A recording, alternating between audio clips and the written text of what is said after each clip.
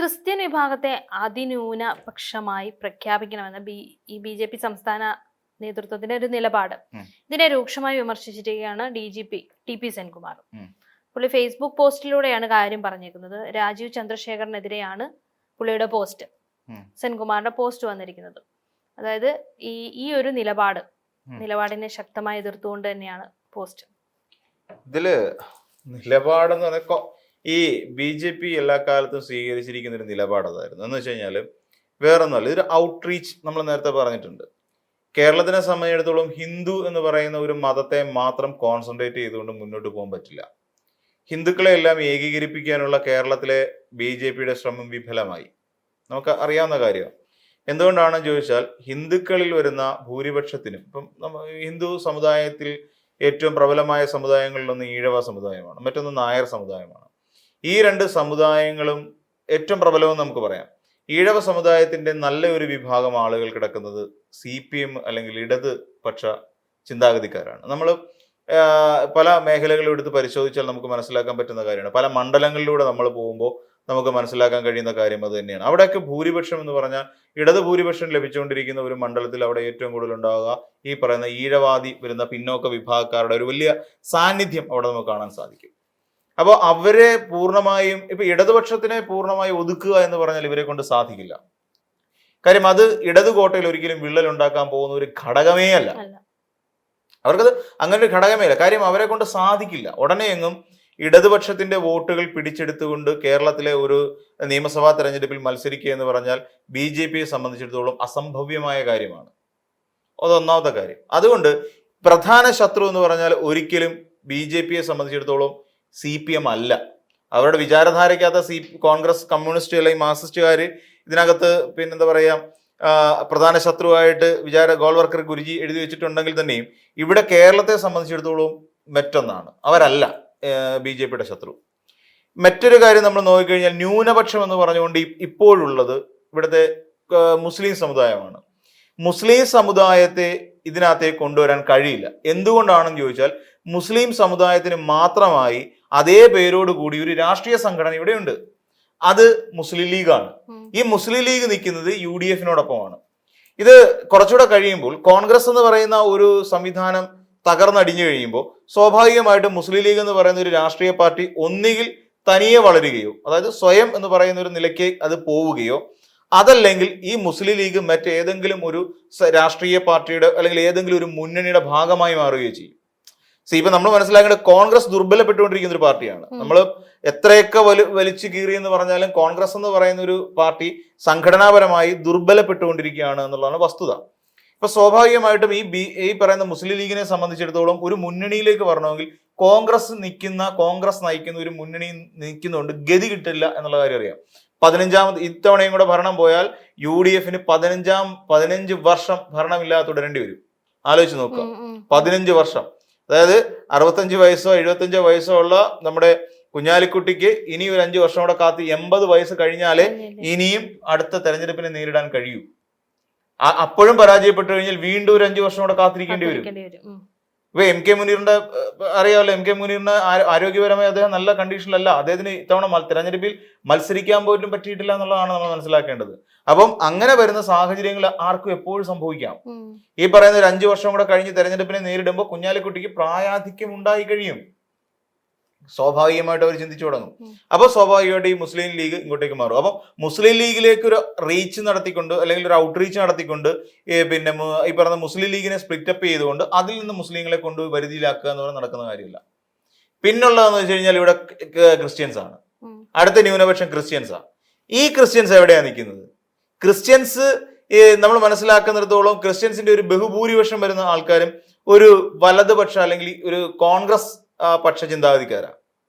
അപ്പൊ മൊത്തത്തിൽ നമ്മൾ കേരളത്തിലെ മൊത്തത്തിലുള്ള ഇപ്പൊ എന്തുകൊണ്ടാണ് എറണാകുളം ജില്ല പിന്നെ തൂത്തുവാരി കൊണ്ടുപോകുന്നത് കോൺഗ്രസ് പാർട്ടി?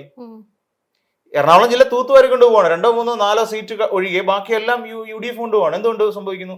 അവിടെ മെജോറിറ്റി സഭാ അധികാരികൾക്കാണ്, അല്ലെ സഭയ്ക്കാണ് അവിടെ പ്രാധാന്യമുള്ളത്. സഭയുമായി ബന്ധപ്പെട്ട് നിൽക്കുന്ന നേതാക്കന്മാരാണ് അവിടെ സ്ഥാനാർത്ഥികളാവുന്നത്. പത്തനംതിട്ട ജില്ല കഴിഞ്ഞ തവണ മാത്രമാണ്. പത്തനംതിട്ട ജില്ലയിൽ ചില മേഖലകൾ ഇപ്പൊ ആന്റണി മാത്രം എന്താ അവിടെ നിന്ന് ജയിച്ചു കയറുന്നത് പത്തനംതിട്ട ലോക്സഭാ മണ്ഡലത്തിൽ?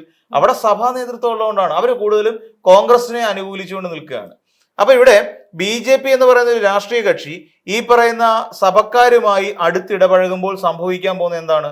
ആ UDF-ലേക്കുള്ള അവരുടെ വോട്ടൊഴുക്കിനെ തടയുന്നു.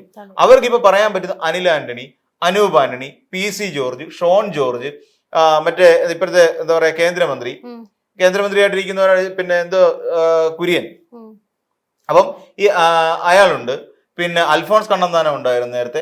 അപ്പൊ ഇങ്ങനെ പറയുന്ന ഒരു പിന്നെ ക്രിസ്ത്യൻ ഔട്ട്റീച്ചിന് വേണ്ടി ശ്രമിച്ചുകൊണ്ടിരിക്കുക. അപ്പൊ അവരിൽ പലർ, ജോർജ് കുര്യൻ അടക്കമുള്ള, പിന്നെ ഇങ്ങനെയുള്ള അൽഫോൺസ് കണ്ണന്താനം അടക്കമുള്ള, നമ്മൾ ആലോചിച്ച് നോക്കൂ, അവർക്കൊക്കെ ഓരോ പദവികളും കൊടുക്കുന്നുണ്ട്. അനൂപ് ആന്റണി നല്ല പദവിയുള്ള ഒരാളാണ്. അനിൽ ആന്റണിക്ക് ഒരു പദവി കൊടുക്കുന്നുണ്ട്. ഈ പറയുന്ന എല്ലാ ക്രിസ്ത്യൻസിനിടയിൽ നിന്ന് വരുന്ന വലിയ വിഭാഗം ആളുകൾക്ക്, ഇപ്പൊ അനിൽ ആന്റണി പത്തനംതിട്ട മത്സരിക്കാൻ എന്ത് പാർലമെന്ററി ഇതുണ്ടായിട്ടാണ് അനിൽ ആന്റണിയെ പത്തനംതിട്ട മത്സരിപ്പിച്ചത്?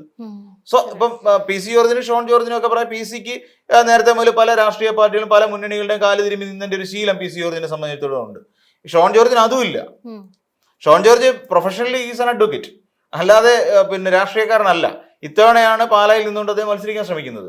അപ്പം ഇവിടെ നമ്മൾ നോക്കിക്കോളൂ, ഇവരെല്ലാം കൺസ്യൂം ചെയ്തുകൊണ്ട് BJP എന്ന് പറയുന്ന ഒരാൾ ക്രിസ്ത്യൻ മേഖലകളിലേക്ക് വ്യാപകമായി ഇറങ്ങിച്ചെല്ലുകയാണ് ചെയ്യുന്നത്. അതിൻ്റെ ഇടയിൽ ഒരു മുസ്ലിം ഔട്ട്റീച്ചിന് വേണ്ടിയിട്ടുള്ള ശ്രമം ഇത്തവണ തെരഞ്ഞെടുപ്പുമായി ബന്ധപ്പെട്ട് അവരുണ്ടാക്കാൻ ശ്രമിച്ചിട്ടുണ്ട്. പക്ഷെ എന്നിരുന്നാൽ തന്നെ ഇപ്പൊ 2020 എടുത്തു, NDA മുന്നണിക്കകത്ത് 2020 ഉണ്ട്. ഈ 2020യുടെ സ്ഥാപകനായിട്ടുള്ള സാബുൻ ജേക്കബ് ആരാ? ആലോചിച്ച് നോക്കൂ. അതിനകത്ത് മത്സരിക്കുന്ന കൂടുതൽ അവരിവരൊക്കെ ഹിന്ദുക്കൾ ഉണ്ടെങ്കിൽ തന്നെയും അതിന്റെ ഒരു ബേസ് എന്ന് പറഞ്ഞാൽ ഒരു ക്രിസ്ത്യൻ ഔട്ട്റീച്ച് ആണ്.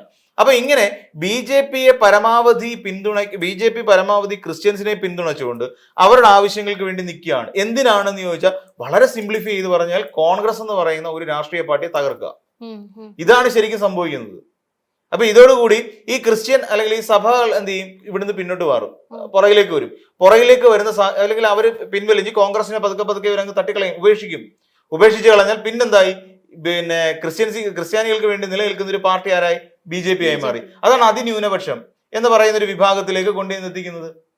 ഇതാണ് ഇവിടെ സംഭവിക്കാൻ പോകുന്ന ഒരു കാര്യം. പക്ഷേ വടക്കേ ഇന്ത്യയിലേക്ക് ചിന്തിച്ചു നോക്കി കഴിഞ്ഞാൽ അവിടെ പിന്നെ മതപരിവർത്തന നിരോധന നിയമമുണ്ട്. നമ്മുടെ ഇവിടുന്ന് പോയ ഛത്തീസ്ഗഡിൽ വെച്ച് നമ്മുടെ ഇവിടുന്ന് പോയ 2 പിന്നെ കന്യാസ്ത്രീയമ്മമാരെ അവിടെ പിന്നെ പോലീസ് പിടിക്കുന്നു, അവരെ അറസ്റ്റ് ചെയ്യുന്നു, എന്നിട്ട് അവരെ അവിടെ കൊണ്ടുവന്ന് പിന്നീട് ഒരു ജാമ്യത്തിൽ വിടും. മതപരിവർത്തന നിരോധന നിയമം അവിടെ അവർ ഇംപ്ലിമെന്റ് ചെയ്യുന്നുണ്ട്. പക്ഷെ കേരളത്തിൽ ആ മതപരിവർത്തന നിരോധന നിയമം ഇംപ്ലിമെന്റ് ചെയ്യില്ല അവര്. അപ്പൊ ഇത് സെൻകുമാറിനെ സമയത്തോളം ഇതൊരു വലിയ പ്രശ്നമാണ്. TP സെൻകുമാർ പറയുന്നത് അവിടെ എന്തിനാണ് ഇവരെ ഇങ്ങനെ ആക്കുന്നത്? 2.5% വരുന്ന ആൾക്കാരെ എന്തിന് നമ്മൾ ഈ പറയുന്ന അതിന്യൂനപക്ഷം? അപ്പം ഈ പറയുന്ന ഏതോ ഒരു വേന്ദ്രൻ എന്നൊക്കെ പറഞ്ഞിട്ടാണ് രാജീവ് ചന്ദ്രശേഖരനെ വിശേഷിപ്പിച്ചേക്കുന്നത്. പുള്ളി ഇതൊന്നും കാണാതെ പോകുന്നു. എന്താണ് ഇവിടെ മതപരിവർത്തനം നടക്കുന്നുണ്ട്, അവിടെ പലരും ഇപ്പോഴും പലരും ഹിന്ദു എന്ന മതപരിവർത്തനം ചെയ്യപ്പെട്ട് ക്രിസ്ത്യാനിയിലേക്ക് പോകുമ്പോഴും അവർ ഹിന്ദു എന്നുള്ള പേരിലാണ് അറിയപ്പെടുന്നത് എന്ന അടക്കമുള്ള വിവാദപരമായ പ്രസ്താവനകളാണ് പറയുന്നത്. എന്ന് വെച്ചാൽ ഇവിടെ ശരിക്കും പറഞ്ഞു കഴിഞ്ഞാൽ ക്രിസ്ത്യാനികളെ പിന്തുണയ്ക്കാത്ത ഒരു വിഭാഗം BJP-ക്കാർ ഇപ്പോഴും കേരളത്തിലുണ്ട്. എന്നാൽ ഇവിടെ ഈ മനസ്സിലാക്കേണ്ടത് രാജീവ് ചന്ദ്രശേഖർ പോകുന്നത് ഒരു പവർ പൊളിറ്റിക്സിന്റെ പിന്നാലെയാണ്, ഒരു അധികാര രാഷ്ട്രീയത്തിന് പിന്നാലെയാണ് പോകുന്നത്. ആ അധികാര രാഷ്ട്രീയത്തിൽ പോയിട്ട് വളരെ പെട്ടെന്ന് തന്നെ ഇവിടെ ഒരു റീച്ച് ഉണ്ടാക്കി ഇവിടെ ഒരു എന്താ പറയാ ഒരു പ്രതിപക്ഷ നേതൃസ്ഥാനത്തേക്കെങ്കിലും അല്ലെങ്കിൽ പ്രതിപക്ഷ സ്ഥാനത്തേക്കെങ്കിലും എത്തണമെങ്കിൽ വളരെ വേഗം ഒരു രാഷ്ട്രീയ പാർട്ടി ഇവിടെ ഇല്ല, തീരണം. ആ തീരേണ്ട രാഷ്ട്രീയ പാർട്ടി ഏതാണെന്ന് ചോദിച്ചാൽ വളരെ കൃത്യമായിട്ട് അറിയാം, കോൺഗ്രസ് പാർട്ടിയാണ്. അപ്പൊ കോൺഗ്രസ് പാർട്ടിയെ തകർക്കണമെന്നുണ്ടെങ്കിൽ കോൺഗ്രസ് പാർട്ടിയുടെ നട്ടല് തകർക്കണം. കോൺഗ്രസ് പാർട്ടിയെ മധ്യ കേരളമാണ് കോൺഗ്രസ് പാർട്ടിയുടെ ഏറ്റവും ശക്തി കേന്ദ്രം. തെക്കും വടക്കുമുള്ള ഭാഗങ്ങൾ എടുത്ത് പരിശോധിച്ച് കഴിഞ്ഞാൽ മലപ്പുറം മുസ്ലിം ലീഗാണ്, അത് വിട്ടേക്കും. തെക്കും വടക്കും എടുത്ത് പരിശോധിച്ച് നോക്കി കഴിഞ്ഞാൽ ഈ പറയുന്ന കോട്ടയം, ഇടുക്കി, എറണാകുളം ഈ 3 ജില്ലകളിലാണ് ശരിക്കും ഈ പറയുന്ന കോൺഗ്രസ് പാർട്ടി ശക്തി പ്രാപിച്ച് നടക്കുന്നത്. ഈ 3 ജില്ലകളിലേക്ക് കോൺഗ്രസിന് എതിരായിട്ട് ക്രിസ്ത്യൻസിനെ മുനമ്പം എറണാകുളം ജില്ലയിലാണ് നിൽക്കുന്നത്. 2020 പടർന്നു പന്തിലിരിക്കുന്നത് എവിടെയാ? പിന്നെ എറണാകുളം ജില്ലയിലാണ്. അപ്പൊ അവർ അടിച്ചിരിക്കുന്ന മർമ്മം ആലോചിച്ച് നോക്കൂ. ആ 2020 എടുത്ത് ഇതിനകത്ത് ഇട്ടു. 2020 എടുത്തിട്ടിട്ട് അവിടെ കൃത്യം ഈ പറഞ്ഞ കുന്നത്താട് അടക്കമുള്ള പ്രധാനപ്പെട്ട ഭാഗങ്ങളിലൊക്കെ അടി കൊടുക്കാൻ വേണ്ടിയാണ്.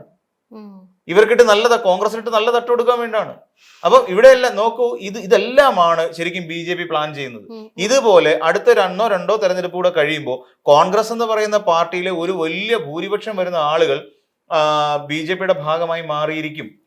ഇതൊക്കെ ആയിട്ട് പോലും നിയമം പോലൊക്കെ ഉള്ളിടത്ത് കോൺഗ്രസ്സുകാർ സപ്പോർട്ട് ചെയ്തില്ലേ? ഉണ്ട്, പലയിടങ്ങളിലും. ഇത് നമ്മൾ ആലോചിച്ച് നോക്കി കഴിഞ്ഞാൽ എന്തുകൊണ്ട് BJP നമ്മുടെ കേരളത്തിൽ വളർന്നു എന്ന് ചോദിച്ചു കഴിഞ്ഞാൽ കോൺഗ്രസിന്റെ വോട്ട് കൊണ്ടാണ് BJP പലയിടത്തും വളർന്നിട്ടുള്ളത്. ഇത് കറക്റ്റ് BJP-ക്കാർക്ക് അറിയാം. ഇത് BJP-യിലെ പല നേതാക്കന്മാർക്കും അറിയാം. കോൺഗ്രസ് എന്ന് പറയുന്ന രാഷ്ട്രീയ പാർട്ടിയുടെ വോട്ട് കൊണ്ടിട്ട് തന്നെയാണ് BJP വളർന്നതെന്ന് BJP-ക്കാർക്കും അറിയാം, കോൺഗ്രസ്സുകാർക്കും അറിയാം. പക്ഷെ അവരെപ്പോഴും പറഞ്ഞ ഡീൽ എന്നേ പറയുള്ളൂ. CPM-ഉം BJP-യും ഡീൽ എന്നാണ് അവർ പറഞ്ഞുകൊണ്ടിരിക്കുന്നത്. പക്ഷേ നമ്മളെ എന്തുകൊണ്ടാണ് പലയിടങ്ങളിലും PM ശ്രീ പദ്ധതി വന്ന സമയത്ത് ഇതല്ലേ അവര് പറഞ്ഞത് ഡീലാണെന്ന് പറഞ്ഞില്ലേ? അതിൽ ഒപ്പിടാൻ പോകുന്ന സമയത്തും ഇതേ ആരോപണം പറഞ്ഞ ഡീല് നടക്കുന്നു. പക്ഷെ അപ്പോഴും അവിടെ വെട്ടാൻ കഴിഞ്ഞില്ലേ? കാരണം PM ശ്രീ പദ്ധതിയിൽ ഒപ്പിട്ട ഏറ്റവും അവസാനത്തെ സംസ്ഥാനം കേരളമാണ്. ബാക്കി ഒപ്പിട്ട രാജസ്ഥാൻ ആണെങ്കിലും കർണാടകയൊക്കെ ആണെന്നുണ്ടെങ്കിൽ തന്നെ അതെല്ലാം കോൺഗ്രസ്സുകാർ ഭരിക്കുന്നത്. അപ്പൊ അത് ഡീലല്ലേ?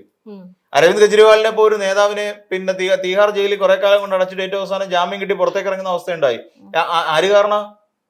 അവിടുത്തെ ഡൽഹി PCC അധ്യക്ഷനാണെന്നേ അരവിന്ദ് കെജ്രിവാളിനെതിരെ പരാതി ഉയർത്തിക്കൊണ്ട് പോയത്. അത് BJP നേതാക്കന്മാർക്ക് പരാതി കൊടുത്തതും ഈ പറയുന്ന PCC അധ്യക്ഷനാണ്. ഇതെല്ലാം ഏറ്റവും ഒടുവിൽ കെജ്രിവാളിനെ പുറത്താക്കി. ഇപ്പൊ സംഭവിച്ചെന്താ? ഇന്ത്യ മുന്നണി അത് തകർന്നു.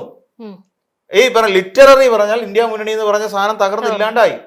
ഇനിയിപ്പോ ഉള്ളതെന്ന് വെച്ചാൽ ആകെ ഇനിയിപ്പോ ഈ കേരളത്തിലുള്ള ഈ ഒരു സെറ്റപ്പ് മാത്രമേ ഉള്ളൂ. ഈ കേരളത്തിലെ സെറ്റപ്പിൽ നിന്നും നമ്മൾ നോക്കുന്നത് ഈ പറയുന്ന കോൺഗ്രസിന്റെ വോട്ട് കൊണ്ട് BJP വളരുന്നു. നമ്മൾ ഏത് മണ്ഡലം എടുത്ത് പരിശോധിച്ച് നോക്കിക്കോളൂ. ഇപ്പം ഞാൻ ഈ പറഞ്ഞ കാര്യങ്ങൾ കോട്ടയം എടുത്തോളൂ. കോട്ടയത്ത് വളർന്നുകൊണ്ടിരിക്കുന്ന ആരാണ്? അവിടെ നിന്ന് BJP അവിടെ കൊണ്ടുവരാനായിട്ട് ശ്രമിച്ചുകൊണ്ടിരിക്കുകയാണ്. അതിനു വേണ്ടിയിട്ടാണ് പ്രധാനമായിട്ട് സഭാ മേലധ്യക്ഷന്മാരുമായിട്ട് കൂടിക്കാഴ്ചകൾ ഒരുക്കുന്നത്.